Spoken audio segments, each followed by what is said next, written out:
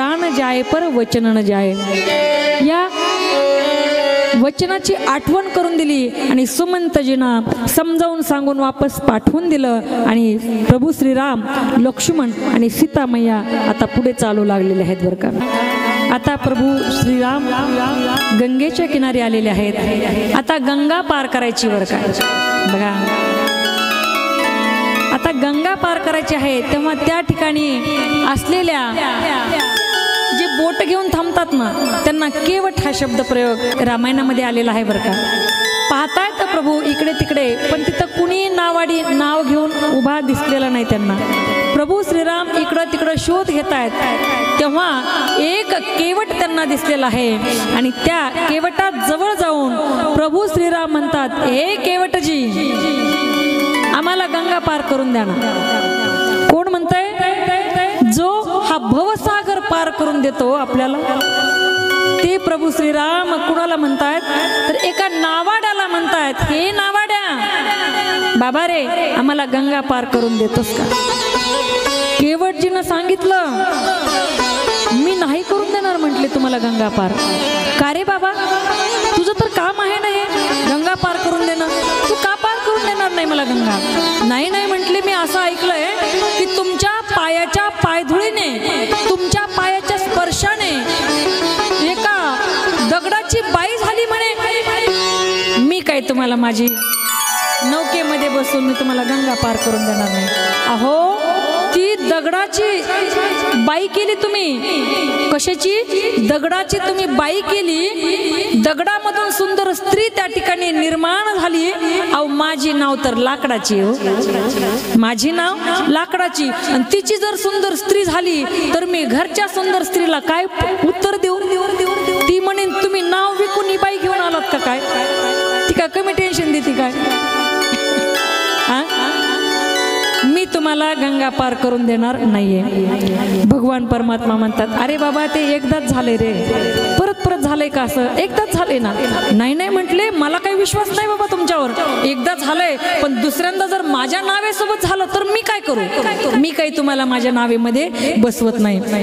आणि प्रभू ही माझी नाव आहे ना, हा एकमेव माझ्या उपजीविकेचं साधन आहे हो, एकमेव साधन आहे की या नावेवर मी पैसे जे कमवतो ना त्याच पैशाने माझं कुटुंब चालतं, माझ्या कुटुंबाचा उदरनिर्वाह चालतो आणि मी काही तुम्हाला माझ्या नावेमध्ये बसवत नाही। श्रीराम म्हणतात, अरे बाबा अरे एकदा झालेली गोष्ट तू पुन्हा पुन्हा काय बोलतोयस? नावेमध्ये बसून तू आम्हाला गंगेच्या पैल तीरावर सोड। पण केवटजी म्हणू लागले,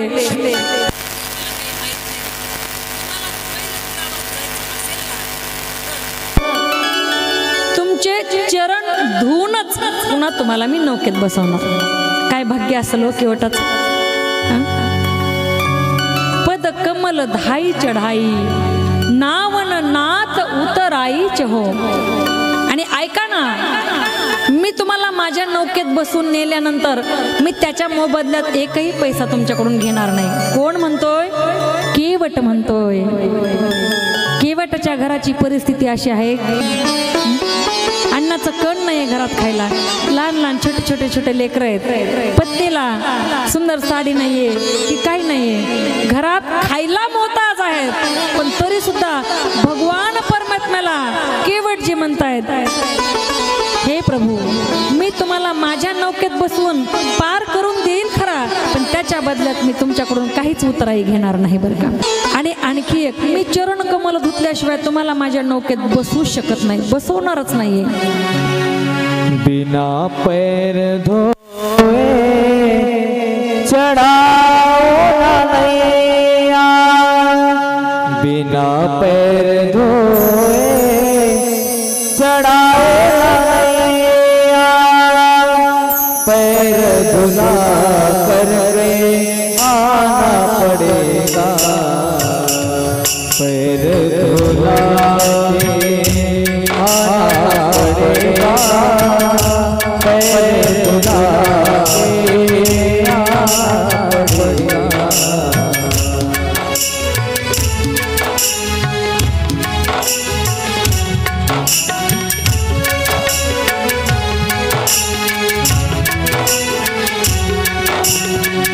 पिता पैर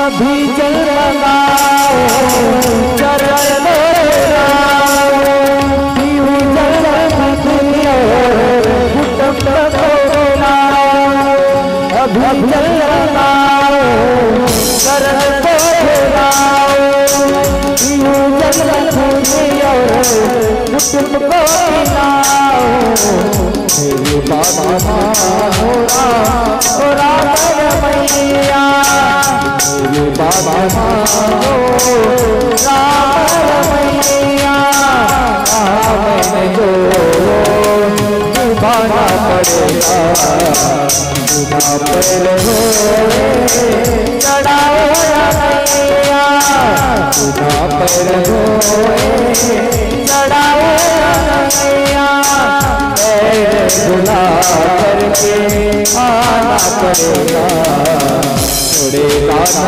देव चले दादा चले दादा देव चले दादा पैर बुला करके आना पड़ेगा पैर बुला करके आना पड़ेगा।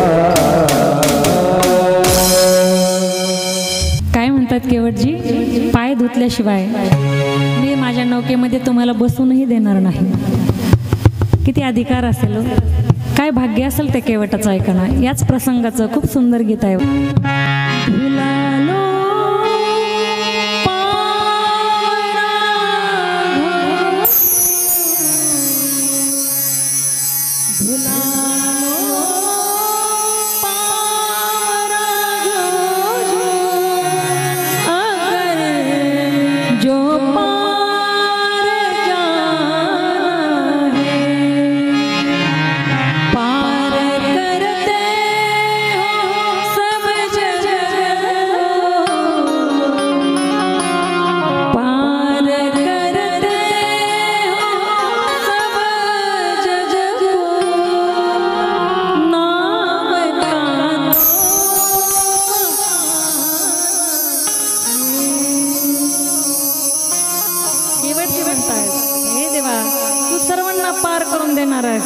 नाव तर एक बहाण आहे रे तुला पार करून जायचे म्हणून केवटजी म्हणतात.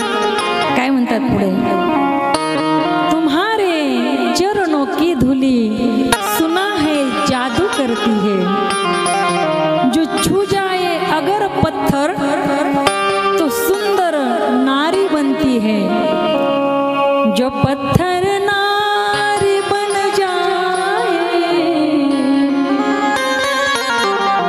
जो पत्थर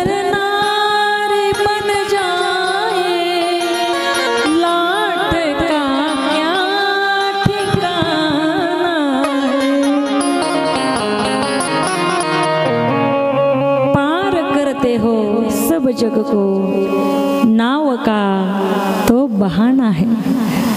मला माहिती आहे देवा, आणि खरं सांगू का देवा, तुझं आणि माझं काम एकच आहे. लक्ष्मणजी मात्र डोळे विस्फारून कानटाव करून ऐकतात. का माझ्या दादाचं आणि तुझं काम एक आहे?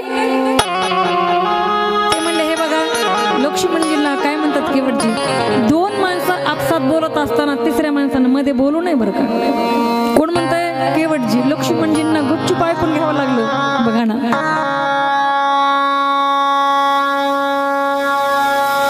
केवटजी म्हणतायत प्रभूला, प्रभू मी पाय धुतल्याशिवाय तर तुम्हाला अजिबात चढू देणार नाही. पार करते हो सब जग को, नाव का तो बहाना है. केवटजी म्हणतात की मी तुम्हाला पार करून देतो गंगा मैया, पण चरण कमल धुतल्यानंतर तेव्हा प्रभू श्रीराम त्याला म्हणतायत, ठीक आहे बाबा केवट, ठीक आहे, तुला पाय धुवायचेत ना, धुवून घे पाय. पाय धुवायचेत ना, धुवून घे पाय. त्याच्यासाठी भांडा आणजा बरं. केवटजी पळत पळत घरी गेले. पत्नीला सांगितलं, अगं म्हटली चल पटकन, काय मोठा खजिना सापडलाय मला आज, पटकन चल. पटकन तिनं पण आवरलं, लेकरं सोबत घेतले आणि घरात सोन्याची, चांदीची, पितळेची भांडे नव्हते बरं त्यांच्या घरात. केवटजीकडं सुंदर पात्र नव्हतं, पण पात्रता होती म्हणून प्रभूचे पाय केवटजींना धुता आले. काय आणलं केवटजींनी ऐका ना, काटवट आणली घरातली, काटवट. आता काटवट आपल्याला चित्रात दाखवावी लागेल पुढच्या काळामध्ये, बरोबर आहे ना, ह्याला काटवट म्हणतात. काटवट चित्रामध्ये दाखवावी लागेल. काटवट आणली, प्रभूचे पाय त्या काटवटीमध्ये धुतले. काटवटच का आणली बरं, त्याचं कारण आहे, कारण काटवटीमध्ये पाणी झिरपतं, पाणी त्या काटवटीमध्ये झिरपतं आणि दररोज त्याच काटवटीमध्ये सुंदर प्रकारची भाकरी करून आपल्याला खायची. अर्थात प्रभूच्या पायाचा प्रसाद तीर्थजल असणारं त्या काटवटीमध्ये मुरेल आणि त्या काटवटीमध्ये, त्या भाकरीमध्ये त्याचं काही ना काही एखादा अर्धा तुषार का होईना आपल्याला दररोज खाता येईल, यासाठी काटवट आणली बरं. आणि पाय धुण्याची पद्धत बरं का, पाय धुण्याची पद्धत आणि पाय धुतल्यानंतर चरणाचं अमृत प्यायची पद्धत ही केवटजींनी सुरू केली बरं का. ही प्रथा, ही परंपरा आहे ना, केवटजींनी सुरू केलेली आहे. आपल्या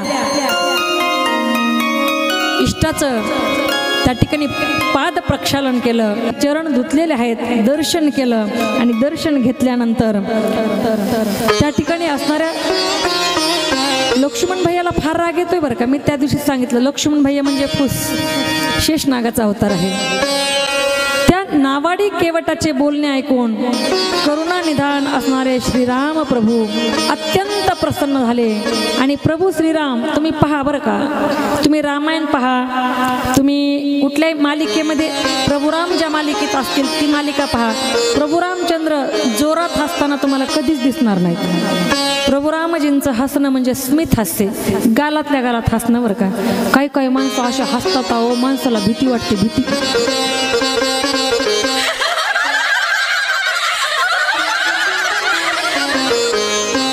बायका पण काय काय हसतात का असं वाटतं, नुसतं ऐकलं तर बरं झालं असतं, संध्याकाळी झोप येते का नाही. माणसांना हसावं बरं का, पण आपण हसलेलं पाहून समोरच्याला आनंद व्हावा, भीती वाटू नये एवढं आपण जाणीव ठेवायला पाहिजे. बोला प्रभू रामचंद्र भगवान की. त्या केवटजींचं बोलणं ऐकून, आटपट बोलणं हे सगळं ऐकून त्या प्रभू श्रीरामांना खूप हसू आलं बरं का. आणि स्मित हास्य प्रभू रामचंद्र करतात. आपण बरं का दिखाव्याने खुश होतो. आपण एखाद्यानं आपल्याला दिखावा केला का, आपल्याला आपण एखाद्याच्या घरी गेलो, खूप दिखावा केला, या या बसा बसा, अंतरून टाकलं, लगेच चहा बिस्किटं, लगेच थोड्या वेळाने जेवण करा, हे करत असताना त्या व्यक्तीच्या मनामध्ये आपल्याबद्दल किती भाव आहे, किती प्रेम आहे हे पाहावं लागेल बरं का. आणि तुम्हाला अजून त्याच्या पुढे जाऊन सांगू खरं एक वाक्य, की प्रेम फक्त गरीबाच्या घरीच आपल्याला भेटतं बरं का. श्रीमंताच्या घरी तुम्हाला थाट भेटेल, पण खरं प्रेम मात्र कधीच भेटणार नाही बरं का. प्रेम करू शकतात ते गरीबच. श्रीमंताच्या घरी काय असतं, आता आम्ही खूप मोठमोठ्या घरी जातो, कधी कधी मुक्काम पडतात, मग त्यांनी सकाळी उठल्यानंतर दाखवलं तर ताई तुम्हाला दिसतंय का बघा, इथून तुमची नजर जिथपर्यंत जाते का तेवढं पठ्ठ्याचं ह्या शेत का माझ्या नावावर करणार आहे का 2 एकर, मला काय करायचं, पण ते दाखवणारच. अशी बायको पिवळी धमक करून समोर आणतो, ताई ही आपली मंडळी. म्हणलं बरं, ह्यांच्या गळ्यात सोनं किती असेल ताई, म्हणलं असं नाही 1 किलो. हे सगळं पट्ट्याने घेतलंय, ह्याच्यात बाप दादाचं काही नाही. लग्नात फुटका मणी घातला नव्हता ह्याच्या गळ्यात माझ्या बापाने, फक्त हुंडा तेवढा हाडपिला. हे सगळं मी केलंय, मी ह्या पट्ट्याने केलंय सगळं. मी म्हणलं दादा तू तर तुझ्या बापाचा आहेस ना का, तू पण तुला स्वतःला पैदा केले. अवघड आहे हो. विचित्र विचित्र माणसं भेटतात ना, म्हणतात ना व्यक्ती तेवढ्या प्रवृत्ती असतात. माणसं प्रकाराचे 3 तुका म्हणे केले जण. 3 प्रकारचे माणसं आहेत बरं का. तिकडे गेले का अजून तिकडे वेळ लागेल, चला पुढे या. पुढं म्हणजे पुढे येऊ नका, कथेमध्ये पुढे जाऊया. मी असं कथेमध्ये एकदा म्हटलं, हां कुठे होतो आपण? ते म्हणले स्टेजवरच होतो. तुम्ही स्टेजवरून आम्ही खाली. अधूनमधून थोडे फवारे पाहिजेत, नाहीतर मग कसं निद्रा देवी एखाद्याला प्रसन्न झाली तर मग तिचं फार अवघड काम आहे. म्हणून आपलं फवारे लागतात. बोला प्रभू रामचंद्र भगवान की जय. आणि केवटजी म्हणू लागले, प्रभू मी तुम्हाला गंगा पार करण्याच्या मोबदल्यात काहीच घेणार नाही बरं का. वास्तविक पाहता घरामध्ये काही नाही आहे, 18-20 दारिद्र्य आहे, पत्नीला व्यवस्थित कपडे नाही आहेत, स्वतःला कपडे नाही आहेत, लेकरांना जुने पुराणे कपडे घातलेले आहेत, खायला अन्नाचा कण नाही आहे घरामध्ये कधी कधी भेटत. पण तरीसुद्धा केवटजी काय म्हणतात की मी तुम्हाला गंगा पार करून दिल्यानंतर मी काहीच घेणार नाही बरं का. आणि मग प्रभू रामचंद्र म्हणले, ठीक आहे बाबा, आता पाय धुतल्यानंतर त्यांनी त्याचं जल अर्थात ते तीर्थप्राशन केलं. आपल्या पितरांना ते तीर्थ वाहिलं. पितरांना सुद्धा केवटजींनी मुक्त केले बरं का. प्रभू श्रीरामांचे पाद प्रक्षालन करून त्या चरणाची सेवा करून चरण धुतल्यानंतर आपल्या पितरांना ते जल अर्पण केलं आणि त्यांचे सुद्धा त्या ठिकाणी उतराई झालेले आहेत केवटजी बरं का. आता त्या दोन्ही पायाचं चरण, ते दोन्ही चरणांना धुताना प्रभू रामचंद्र, मी सांगत होते, प्रभू रामचंद्र हसले बरं का. गालातल्या गालात हसले, सीता मैयाकडे पाहून आणि लक्ष्मणजीकडे पाहून. का हसले त्याचं कारण ऐका ना. कारण 2 पाय दोघांनी वाटून घेतलेले. डावा पाय त्या ठिकाणी असणारा सीता मैया डाव्या पायाची सेवा करते आणि उजव्या पायाची सेवा लक्ष्मणजी करतायत. पण प्रभू श्रीरामजी आज म्हणतायत, बघा तुम्ही दोघं पाय वाटून घेतले होते, ह्या पायाला त्याला हात लावू देत नव्हते, त्या पायाला ह्याला हात लावू देत नव्हतं, पण आज या केवटानं माझ्या दोन्हीही पायावर कब्जा मिळवलाय आणि दोन्हीही माझे चरण धुण्याचं सौभाग्य आज या केवटाला प्राप्त झालंय, म्हणून मला हसायला येते. प्रभू रामचंद्र म्हणतात. मला रामायणामधील एक भरतजी आणि दुसरं पात्र केवटजी बरं का फार आवडतं. असं वाटतं की काय पात्र आहेत हे बरं का. काय भगवंतावर निस्सीम प्रेम आहे हो, काय भगवंतावर.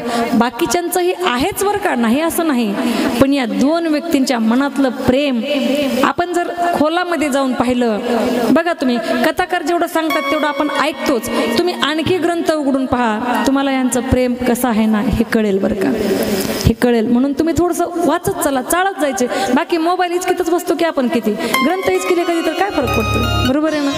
मी मात्र ग्रंथाकडे जायला पाहिजे आणि ग्रंथासारखा आपला मित्र दुसरा कोणताच नाही बरं का. ग्रंथ हेच गुरु आणि ग्रंथ हेच आपले सखे मित्र असतात. तुम्ही म्हणता सखे सावत्र बी असतात का? सावत्र पण असतात. एखाद्याला 10,000 रुपये मागितले, ते पटकन मोबाईल स्विच ऑफ करून ठेवतोय, त्याला सावत्र म्हणतात. आणि सखा मित्र कोणाला म्हणतात माहिती का? ज्याच्याकडं नाही आहेत, तुम्ही त्याला मागितलंय, त्याच्याकडं नाहीत, पण ते कुणाकडूनही आणून देऊन, भले तो मग व्याजाने घेईल 2 रुपये 3 रुपये टक्क्यानं, पण तुम्हाला आणूनच देणार, त्याला सखा मित्र म्हणतात बरं का. त्याला सखा मित्र म्हणतात. बोला प्रभू रामचंद्र भगवान की जय. आणि मग हे पात्र आपल्या मुलांना सुद्धा आपण समजावून सांगितले पाहिजेत. सांगू तुम्हाला, आज ही मुलं आहेत ना या ठिकाणी, आपल्या या मंचावर उपस्थित असणारी ही मुलं, या व्यासपीठावर उपस्थित मुलं, यांनी संस्थेमध्ये राहून विद्यार्जन केले बरं का. आणि आपल्या लेकरांना थोडंफार का होईना वारकरी शिक्षण संस्थेमधलं शिक्षण आपण दिलं पाहिजे. का? त्याचं कारण आहे का? त्याचं कारण आहे, तुम्ही आपल्या मुलाला किती मोठा माणूस बनवा, कुणी डॉक्टर बनवा, इंजिनियर बनवा, कलेक्टर बनवा, मंत्री बनवा, मुख्यमंत्री बनवा, पंतप्रधान, राष्ट्रपती आपला मुलगा झाला तरी सुद्धा तो एक चांगला माणूस नाही झाला तर ते सगळं व्यर्थ आहे बरं का. वारकरी शिक्षण संस्थेमध्ये आपली मुलं घातल्यानंतर, तिथं घातल्यानंतर मला सांगता येणार नाही तो उत्कृष्ट कीर्तनकार होईलच, मी सांगू शकत नाही बरं का. तो उत्कृष्ट गायनाची मृदंगाचार्य होईलच नाही सांगतायत मला, तो उत्कृष्ट मृदंगाचार्य होईलच नाही सांगू शकत मी, पण एक गोष्ट मात्र छातीला हात लावून सांगू शकते की ते मुलं जे वारकरी शिक्षण संस्थेमध्ये मुलं शिक्षण घेतात ते मुलं आपल्या माय बापाला घराच्या बाहेर कधीच हाकलू शकत नाहीत, कधीच हाकलू शकत नाहीत. ही मात्र ग्वाही मी या व्यासपीठावरून आपल्याला देऊ शकते बरं का. हा विश्वास आहे, कारण तिथं ज्ञान दिलं जातं, तिथं संस्काराचे धडे दिले जातात. म्हणून आपली मुलं वारकरी शिक्षण संस्थेमध्ये आपण घातली पाहिजेत. आमच्या भीमाताईचे जावई असणारे, सर्वांना परिचित असणारं व्यक्तिमत्व आहे. अख्ख्या महाराष्ट्रामध्ये नामवंत असणारे आमचे आदरणीय भक्तपरायण केशवजी दादा जगदाळे त्यांच्या संस्थेकडे जाताना येताना त्यांच्या संस्थेला माझी भेट असते आणि मला फार आनंद होतो बरं का. संस्थेमधले मुलं पाहून खूप सुंदर, त्यांना त्या गोष्टींचं वेळ लागलेलं असतं आणि विद्याभ्यास करून ती मुलं समाजात तर आपलं स्वतःच नाव करतातच, पण आपल्या नावाने आपले आई वडील ओळखले जातात हे सुद्धा या मुलामुळं घडतं. आणि म्हणून अशा प्रकारची मुलं आपली सुद्धा तयार हवीत असं प्रत्येक माता पित्याला बोलले पाहिजे. प्रभू रामचंद्र भगवान की जय. हे वटारांनी मग मोठ्या आनंदानं त्या ठिकाणी आपल्या पूर्ण परिवारासोबत प्रभूचं पाद प्रक्षालन केलं, चरण धुतलेले आहेत आणि ते चरणृत म्हणून त्यांनी पिलेलं आहे. आपल्याला त्या भवसागरातून पार केलं, स्वतःला आपल्या पितरांनी पार केलं आणि आकाशातून देवतांनी पुष्पवृष्टी केली आणि सर्वजण बोलू लागले देवी देवता केवट महाराज की केवटजींचा सर्वांनी जय जयकार केला. केवटाने मग मोठ्या आनंदाने श्री राम लक्ष्मण सीतामय्या आणि निषादराज यांना गंगा पार करून गेलं आणि शेवटी केवटचे त्या ठिकाणी सर्वांना खाली उतरवतात. प्रभू रामांना खाली उतरवलं, माता सीतेला, लक्ष्मण गेला, निषादराजांना खाली उतर दिला आणि शेवटी स्वतः खाली उतरले. शेवटी केवट उतरले आणि प्रभू श्रीरामांना दंडवत घातला. बराच वेळ झाला तरी सुद्धा केवटजी प्रभूच्या पायावरून उठत नाहीये आणि प्रभू श्रीरामांनी सुद्धा केवटजींना उठवलं नाही. त्याचं कारण त्या ठिकाणी ग्रंथकार सांगतात की प्रभूने केवटजीला का उठवलं नाही, तर उठवल्यानंतर आपल्या चरणावर लीन झालेल्या केवटजीला आपण जर उठवलं तर आपल्याकडे द्यायला त्याला द्यायला काहीच नाहीये, म्हणून प्रभू केवटजींना उठवत नाहीत बरं का. प्रभूने दोघ जणांना कधी आपलं दर्शन घेतल्यानंतर उठवलं नाही बरं का. दोघ जणांना संपूर्ण रामायणामध्ये कोण आहे दोघ जण, एक केवटजी आणि दुसरे हनुमानजी. हनुमानजीच्या सुद्धा कार्यातून प्रभू रामचंद्र कधीच उतराई होऊ शकत नव्हते. प्रभूंचं म्हणणं आहे बरं का असं, त्याच्यासाठी प्रमाण देऊन जाईल मी. दुनिया चले ना श्री राम के बिना, दुनिया चले ना श्री राम के बिना.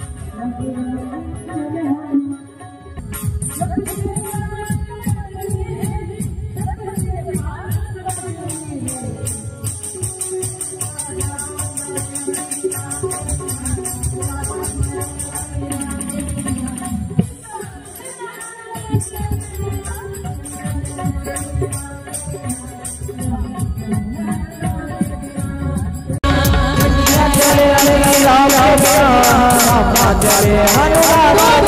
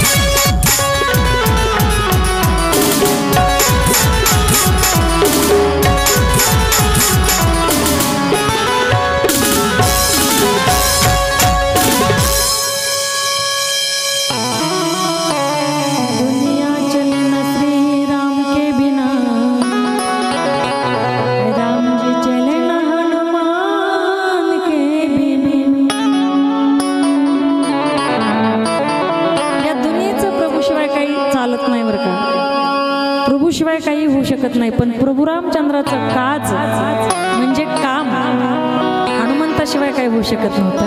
म्हणून बघा, केवटजींना का उठवत नाहीत तर त्याचं कारण सांगितलं. अरे हा आपल्या गरिबीचं किती वर्णन करत होता. घरात खायला काही नाही, छोटे छोटे लेकरं आहेत, उपाशी राहतात, बायकोला कपडे नाहीत घालायला व्यवस्थित, गरिबी परिस्थितीचं वर्णन करतोय. हा बालक आहे माझा, मी पिता आहे याचा. कुणाचा? केवटाचा. मी पिता आहे. प्रभू रामचंद्र म्हणतात मी पिता आहे, मी काहीतरी याला दिलं पाहिजे. हा नको म्हणतोय तरी पण दिलं पाहिजे, नको म्हणतोय तरी पण दिलं पाहिजे, कारण मी पिता आहे, पण माझ्याकडे द्यायला काहीच नाहीये. प्रभूची घालमेल सीतामायाने पाहिली आणि आपल्या पतीच्या मनात काय चाललंय हे पत्नीला लवकर कळलं तर तिला खरी पतिव्रता म्हणावं लागेल बरं का. नाहीतर पती ओरडू ओरडू बेजार तरी सुद्धा ऐकायलाच तयार नाहीत. पतिव्रता नाही. पतिव्रत जैसा व्रतार प्रमाण, पतिव्रत जैसा व्रतार प्रमाण, जैसा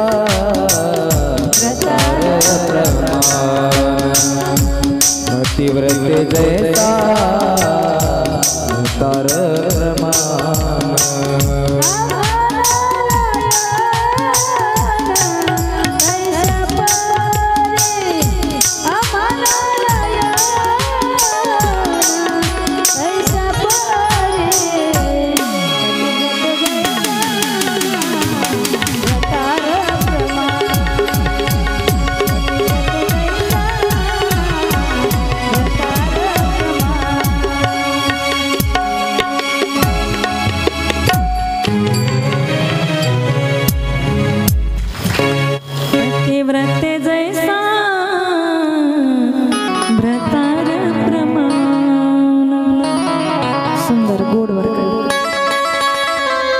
पतिव्रतेला फक्त आपला पती आणि त्याचं म्हणणं एवढंच माहीत असतं.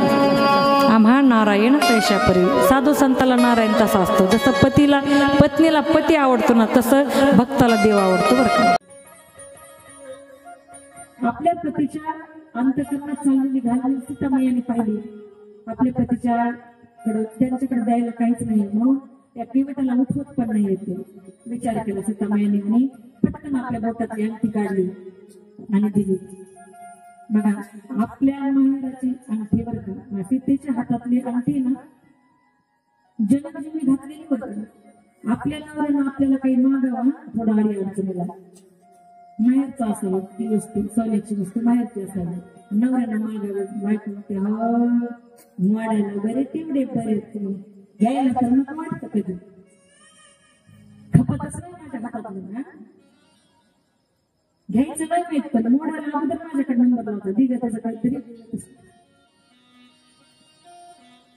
तर सीतामायाने स्वतःच्या हातातली रत्न जडीत अंगठी काढली आणि प्रभू रामाला देऊ लागली. प्रभू राम म्हणतात तिथे तुझ्या हातातली अंगठी मला देतीस तू देवताला द्यायला? त्या हातातली अंगठी मी कधीच घेऊ शकत नाही. तेव्हा माझ्या सीतामाया काय म्हणते ऐकला, प्रभू हा हात होता माझा नाही. ज्या दिवशी माझ्या पित्यानं जनक राजाला हा हात तुमच्या हातात दिला ना, त्या दिवसापासून हा हात माझा नाहीये, तर तो हात तुमचा झालेला आहे. म्हणून मी देते, म्हणून पण केवटजींना अंगठी घेतली नाही. प्रभू मी काहीच घेणार नाही, मी तुम्हाला सांगितलं होतं मी तुम्हाला गंगा पार करून देतो, पण मी तुमच्याकडून त्याच्याबद्दल काहीच कुठलाही घेणार नाही, मोबदला घेणार नाही. अंगठी घेतली नाही. श्रीरामाने देव केली, परंतु केवटाला अंगठी घेतली नाही. आणि पुन्हा केवटजी म्हणतात कही कपाळ लेन उतराई, केवट चरण गए अकुलाई. मी सांगितलं ना तुम्हाला मी घेणारच नाही काही, मी उतराई काही घेणार नाही. असं ऐकल्यावर केवटची प्रभूच्या चरणाला घट्ट मिठी मारतात बरं का. आणि विचार करा, ज्याच्या घरात काहीच नाही आणि देणारा भगवान परमात्मा आहे, देणारा भगवान परमात्मा आहे, मागणारा जीव आहे. देणारा म्हणतो तू काही पण मागणी देऊ शकतो, तरी सुद्धा न मागण्याची वृत्ती ही परमार्थाची पहिली पायरी आहे, ही परमार्थाची पहिली पायरी आहे. आणि पहिली पायरीवर माणूस चढला, पहिल्या पायरीवर माणूस चढला की वरच्या पायरीवर गेल्याशिवाय तो राहतच नाही. बरं का, परिपूर्ती आहे. देणारा देव असला तरी सुद्धा मागणारा मागतच नाहीये. देवा मी मागणारच नाही, जसं म्हणजे तुकोबरा सुद्धा म्हणायचे, देवा मला काही मागायचं नाही, मागायचंच नाही. आणि मागायचे असेल आणि जर तुला द्यायचं असेल तर हेच आणि एवढंच दे. काय? हेच दान दे गा देवा, तुझा विसर न होणार. वास्तव पाहता माझ्या तुकोबरांना देवाचा विसर कधी पडतच नव्हता. पण तू सुद्धा वारंवार तुकोबरा देवाला काय म्हणणार? बरं का, देवा तू माझ्या समोर राहा, तुझं पाहता सामोरी दृष्टी न फिरे माघारी. आता दृष्टी पुढे ऐसाची तो राहील, जवळ मी तुझं पाहे पाहिलं.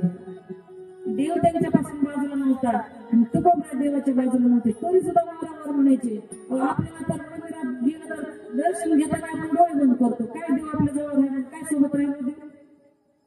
आणि देवाला खुश करत असेल ना, घरातले जिवंत जातीवंत देव माता पिता त्यांना सुखात ठेवा, त्यांना आनंद द्या. तुम्हाला मंदिरात पाठवायला यायची पण गरज नाही. मी सांगते छाती ठोकपणे, कारण आहे त्याचं. मी पुराव्याशिवाय काहीच बोलत नाही. आणि जो महाराज पुराव्याशिवाय बोलतो, बरं का म्हणत नाही, जो महाराज पुराव्याशिवाय बोलतो मग कथा संपली की त्याला पुरावा. जो महाराज पुराव्याशिवाय बोलतो, कथा संपल्या संपल्या त्याला पुरावा. आणि जो पुराव्यासहित बोलतो मग त्याला का पुरावा? त्याला नको पुरायचं. बरोबर सांगा तुम्हाला, माया बाप केवळ काशी तेरे राजाए तेरे काशी, तेरे राजाए तेरे काशी.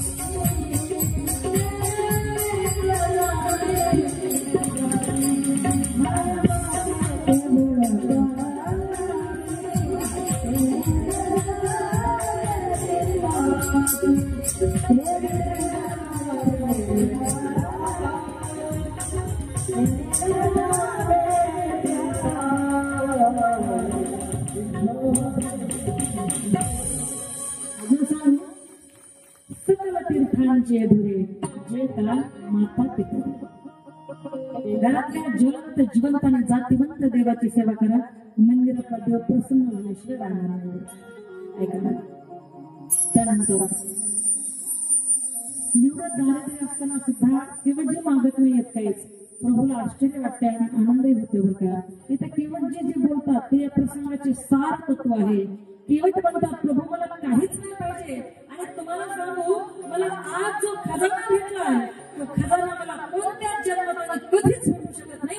एवढा मोठा खजाना आज माझ्या समोर आहे आणि तो खजाना मी माझ्या अंतःकरणात साठवून घेतोय. बरं का, अंतःकरणात साठवून घेतोय.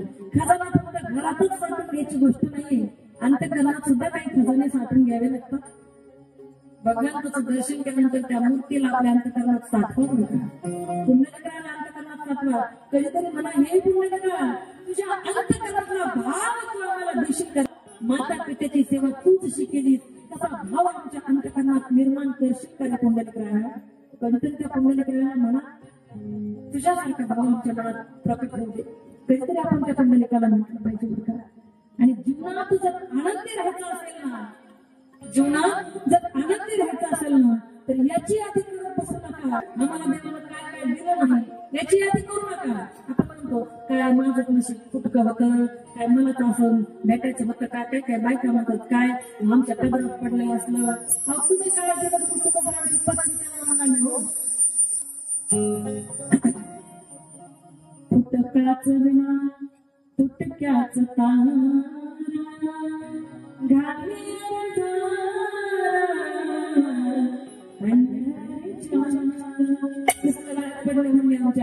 पोटकाळी लागत काय पिता तुटका तारा काय घेते निर्जला मारते पंढरीच्या. माझ्या माय बापे बरे नाही पदरी बापे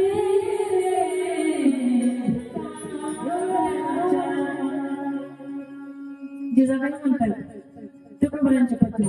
आपण म्हणलं तर काय आपण म्हणतो मग सांगायचे मला जीवनात जर आनंदी राहायचं असेल तर देवाने आम्हाला काय काय दिलं नाही याच्या नादात बसू नका, तर त्या देवाने आम्हाला काय काय दिलंय याच्या नादात राहा. जीवनात सुख समृद्धी तुमच्या दारात आल्याशिवाय राहणार नाही याची यादी आपण करायला पाहिजे. काय काय दिलंय? अनमोल नरदेह दिला देवाने आपल्याला. अमोल हा नरदेह किती अनमोल आहे. अहो या एका मागच्या महिन्यामध्ये मी एक दात बसून घेतलाय, एक दात बसून घेतलाय मी. मला जवळजवळ 12,000 रुपये खर्च आला. 12,000 रुपये. मग असे आपल्याला 32 दात आहेत. आता 32 दाताला 12,000 मी बघा बरं हिशोब किती होतं. इथं करता घरी गेलो करता बरं घरी गेलो करा जाऊ दे निवांत करा उद्या त्याला सांगा मला. फक्त दाताचा हिशोब सांगितलं मी. डोळा केवढ्याचा, लिव्हर केवढ्याचं, किडनी केवढ्याच्या, काना गेले तर कानाचे यंत्र घ्यायला 50,000 पर्यंत खर्च येतो. ऐकायला मशीन घ्यायचे मला. चष्मे आता हा चष्मा माझा 2,000 रुपयाचा. तुम्हाला फोटो असेल माझ्याजवळ ठेवती 8 दिवसाला घेतला. हा चष्मा महिन्याच्या पुस्तक माझा, त्याच्यामुळे पावती ताजीच असते. कशी सांगते मी तुम्हाला. डोळे खराब झाले त्याला किती खर्च आहे, कान खराब झाले त्याला किती खर्च आहे, दात खराब झाले त्याला किती खर्च आहे, किडन्या, लिव्हर, सगळ्या गोष्टीचा काय खर्च आहे. हृदय बंद पडतंय, हृदय ट्रान्सफर करतात आजकाल. विज्ञान प्रगत झालंय. हृदय दुसऱ्याचं हृदय दुसऱ्या माणसाला ट्रान्सफर करता येते. कळतंय ना तुम्हाला. इतकं तंत्रज्ञान, इतकं विज्ञान प्रगत झालंय. मग या अवयवाची किती किंमत आहे. एका अवयवाची लाखो रुपये किंमत आहे. मग एवढं मोठं शरीर आपल्याला घरी गेले. आमच्या गावाकडे एका माणसाचा पाय तुटला, पाय त्याला 22 लाखाचा पाय अमेरिकेहून आणला. अमेरिकेहून 22 लाखाचा पाय. बघा मग सांगायचं मला एवढा अनमोल किमतीचा हा नरदेह देवाने दिला. आपण कधीतरी त्याला म्हणतो का देवाला, आपण म्हणतो का कधीतरी देवा तुम्हाला किती सुंदर बनवलं असेल देवा. अहो तुम्ही जाऊन पहा पंढरपूर, पैठण, देहू, आळंदी या ठिकाणी कित्येक भिकारी भीक मागतात. कोणाला डोळा नाही, कोणाला पाय नाही, कोणाला हात नाही, कोणाला चालता येत नाही, कोणाला बोलता येत नाही, कोणाला दिसत नाही, कोणाला ऐकू येत नाही. मग आपण कधीतरी त्या देवाला म्हणायला पाहिजे की देवा तुम्हाला सुंदर शरीर दिलं. कानाच्या जागेवर कान, नाकाच्या जागेवर पोटाच्या जागेवर बघा ना. इथल्या काळजी असं वर दिलं असतं. इथं हे नाव आहे ना, इथं दिलं असतं देवाने. पावसाळ्यात पाण्याची आपल्याची गरज पडलीच नसती. बांधारे काय बांधायची किती जागा त्याने ठरवून दिल्यात बघा ना. तिथल्या त्यातच आहे सगळं. काहीतरी आपण म्हणत जाऊ, कधीतरी म्हणत जाऊ. किती सुंदर आम्हाला देवाने आपल्याला हातपाय चांगले टाकले. अजून आपण स्वतःच्या पायावर येतो आणि देव खूप कृपाळू आहे. आपण म्हणतो देवाने आमचं वाईट केलं. देवाला टाइमच नाही आपलं वाईट करायला. आपलं सर्व नाही.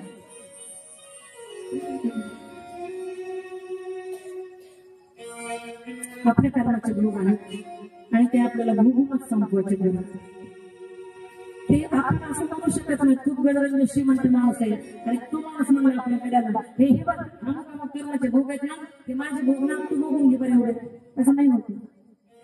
आपल्याला भोगायचे ते बाजी भगवंताला पाहतात. अगदी भावभोवर झाले आहेत. केवटजींची पत्नी बाजूला उभी आहे आणि भगवंताला पुन्हा पुन्हा म्हणतात केवटजी घ्या नाही आणते, तुमची सगळी गरिबी दूर होईल, सगळं दारिद्र्य दूर होईल. कारण ती काय बाजारात त्या जत्रेत मागलेले नव्हते ना मात्र कुठेतरी त्या कोणत्यातरी गावाला त्याचं तरी तुमची आणलेली आहे. रत्नजनक राजा जनकाची मुलगी होती ती. राजा जनकाची कन्या माता सीता तिच्या हातातली आणखी होती.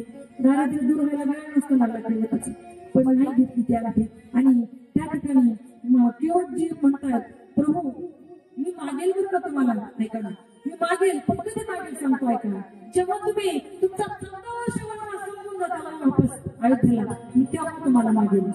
काय मी तेव्हा मागेल तुम्हाला. मला काय मागायचंय किंवा तुम्ही काय देताना मला ते मी समाधानीपणाने स्वीकार करेल. बायकोती शेजारी बायकोशी तो तुला बाईला अहो म्हणजे काही पण काय बोलताय. अजिबात मागायचं नाही, वापस येताना पण मागायचं नाही आपल्याला देवाला काहीच.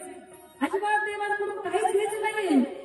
केवळ जे हळूच आपल्या पत्नीच्या कानात काय म्हणतात ऐकला, अगं वेडीस का म्हणले आता त्या निमित्तानं भगवान प्रभूचं दर्शन आपल्याला पुन्हा एकदा होईल जाताना विडीच नको कसं प्रेमाचं वाटतं देवाला. आणि सांगू तुम्हाला जर तुम्ही देवासाठी रडाल ना बरं का, देवासाठी जर तुम्ही एकदा डोळ्यातून अश्रू वाहता तुमच्या, तर तुम्हाला तुमच्या संसारामध्ये कुणाच्याच बापाची ताकद नाही की तुम्हाला तो रडू शकेल. कुणीच तुम्हाला संसारामध्ये रडू शकत नाही जेव्हा तुम्ही देवासाठी एकदा तरी रडाल.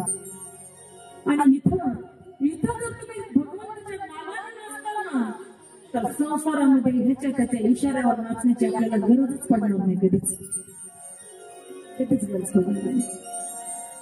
म्हणून त्याच्यावर आपल्याला प्रेम करता आलं पाहिजे बरं का, खरंच प्रेम करता आलं पाहिजे. आणि मग केवटजी म्हणतात, आज मला समजलं की माझ्यावर ब्रह्माजीने किती उपकार केले, मला गंगा किनाऱ्यावर जन्माला घातलं, मी जे पाहिलं ते कुणीच पाहिलं नाही. प्रभू राम म्हणतात, काय पाहिलंस केवटा तू? मी पाहिलंय आज माझ्या या नौकेमध्ये या जगाचा नियंता, जगाचा मालक, जगाचा चालक बसलाय, त्याच्यासोबत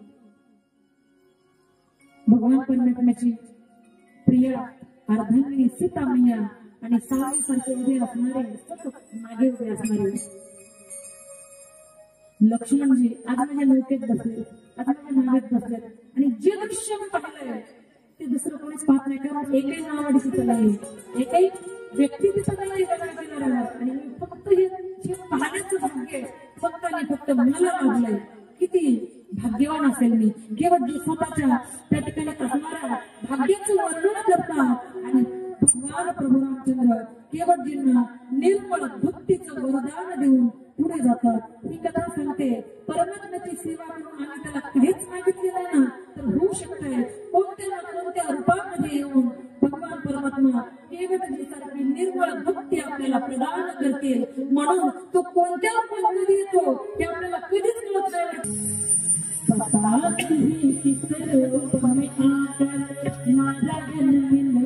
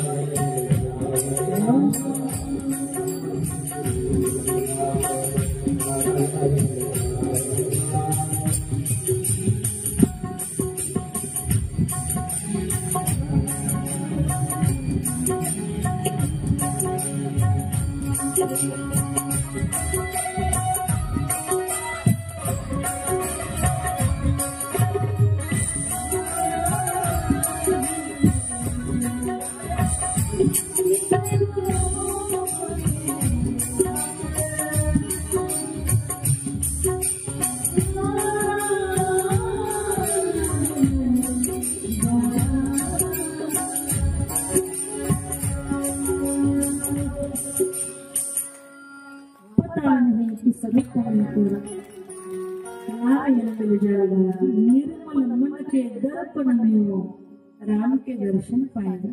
आणि यानंतर केवटजींचा निरोप घेऊन प्रभू श्रीरामचंद्र पुढे निघतायत. त्यानंतर श्रीराम, लक्ष्मणजी आणि निषादराज, सीतामैया पवित्र तीर्थराज प्रयाग या क्षेत्रावर आलेले आहेत. पवित्र गंगेचे स्नान केले, दर्शन घेतलं.